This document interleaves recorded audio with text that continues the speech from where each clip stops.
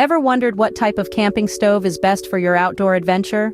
Well, you've just embarked on a journey to find out. The world of camping stoves is as diverse as the landscapes we explore, and today, we're diving deep into the flame to discover the right stove for your wilderness kitchen.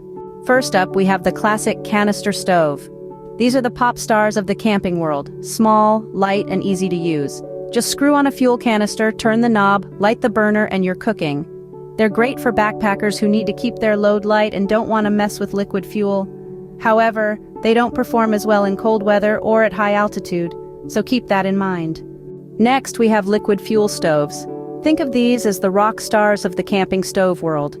They're a bit heavier and require a bit more maintenance, but they can handle any weather or altitude. Plus, you can refill their fuel bottles from a larger source, making them a good choice for long trips or big groups. Then there's the alternative fuel stove.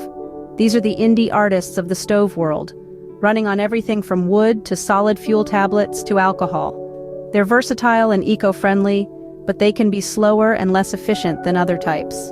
However, if you're going for a minimalist or survivalist approach, these can be a great option.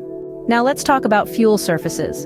Canister stoves use a blend of propane and isobutane. It's light, clean burning, and easy to find. Liquid fuel stoves generally use white gas, which burns hot and clean and performs well in cold weather. But they can also use kerosene, unleaded gasoline, or diesel if necessary. Meanwhile, alternative fuel stoves can use just about anything that burns, from twigs to grain alcohol. In summary, canister stoves are light, easy, and good for short trips in mild conditions. Liquid fuel stoves are robust, versatile, and good for harsh conditions or long trips. Alternative fuel stoves are eco-friendly and minimalist, but may require more time and effort. And as a bonus, let's touch on fire starters.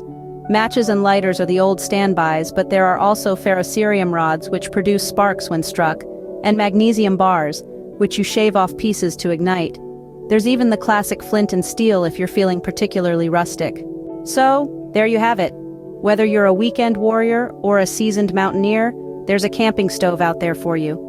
Just remember, the best stove is the one that suits your needs and makes your outdoor cooking experience a joy. Until next time, keep the flame burning and the adventure rolling.